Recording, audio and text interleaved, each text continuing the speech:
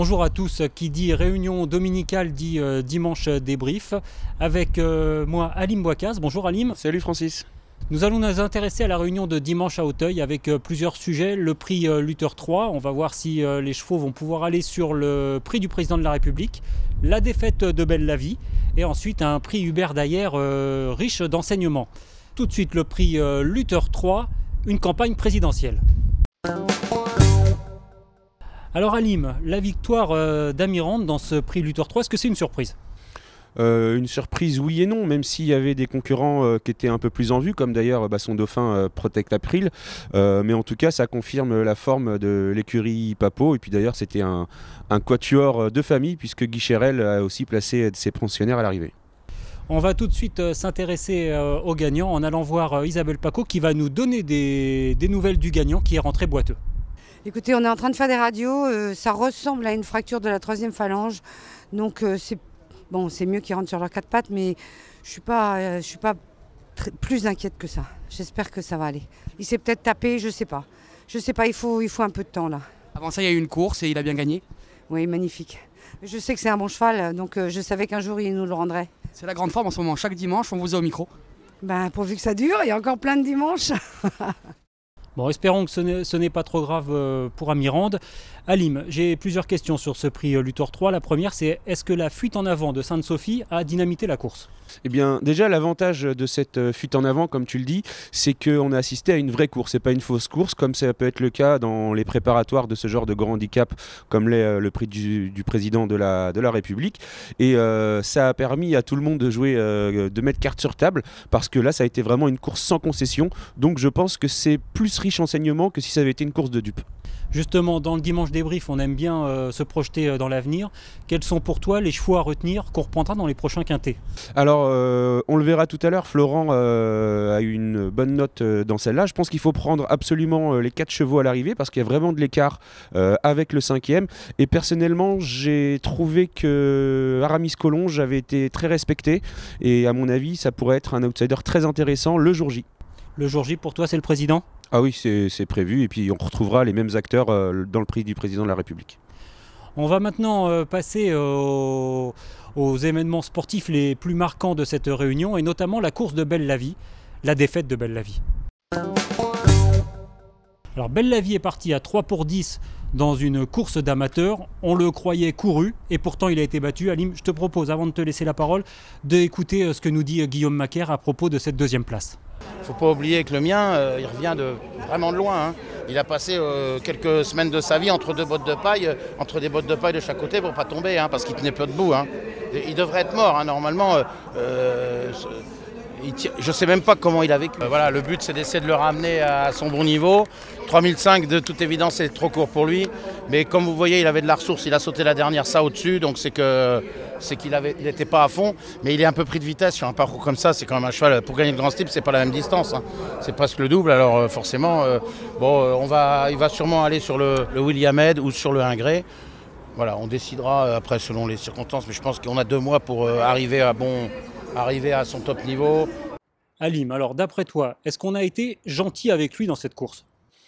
Gentil non, mais il lui fallait un parcours, on va dire, un peu scolaire, un peu école. C'est exactement ce que s'est attaché à faire Barbara Guenet.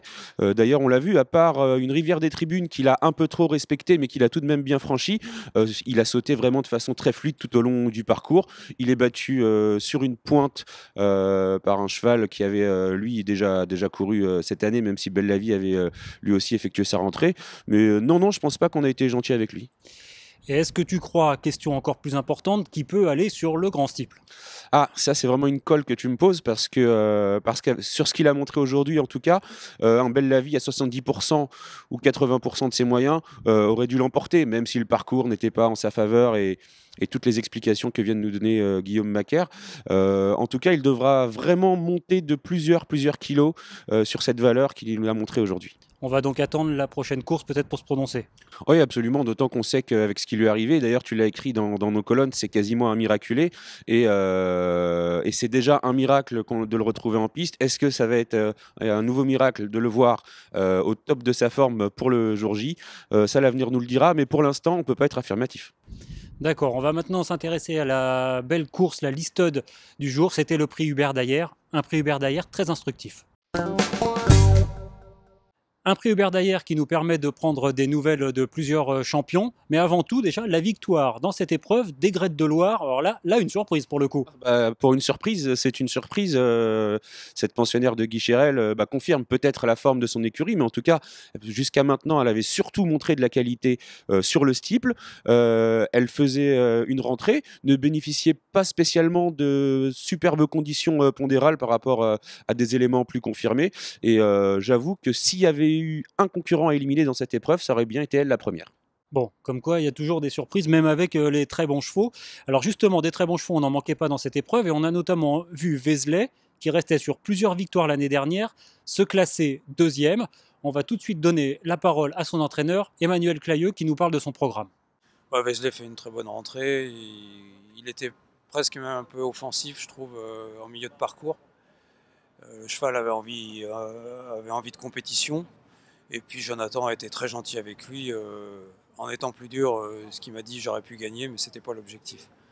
Justement, l'objectif, ça va devenir le grand steeple, avec quel programme?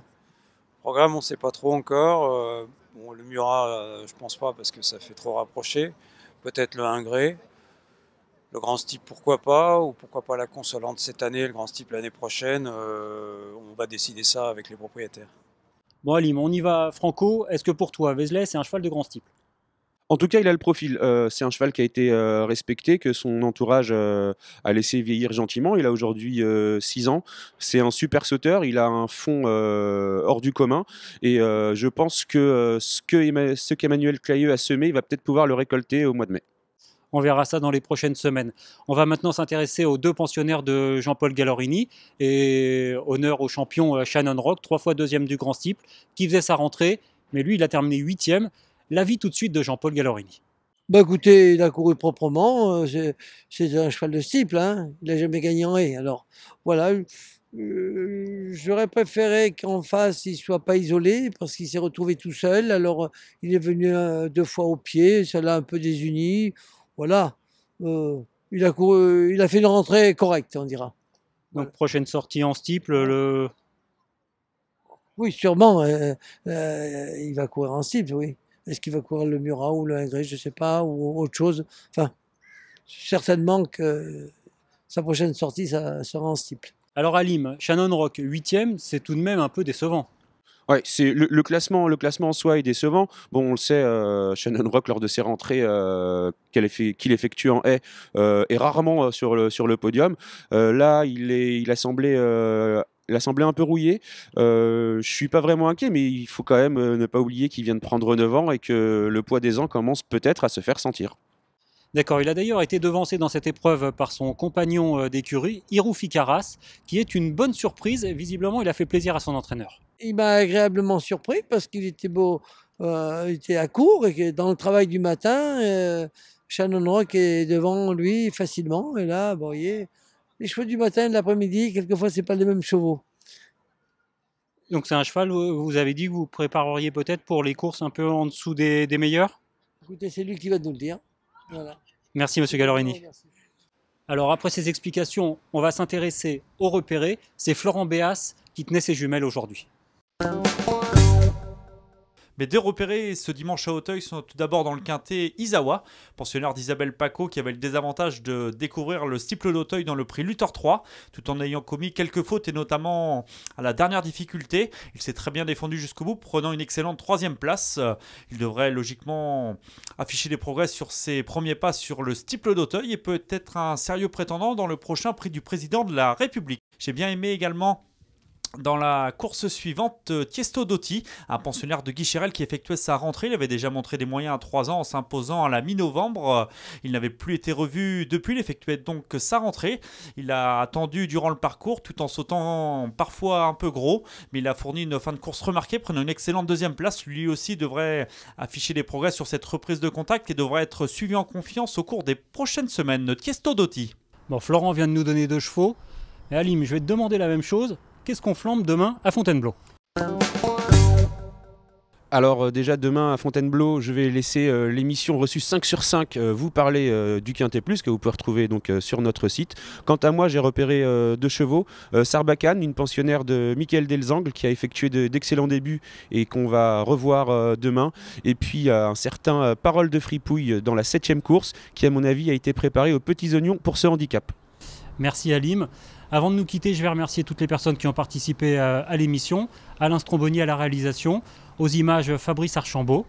Halim, merci. On se retrouve un prochain dimanche pour Dimanche Débrief. Avec grand plaisir, à dimanche. Merci à tous.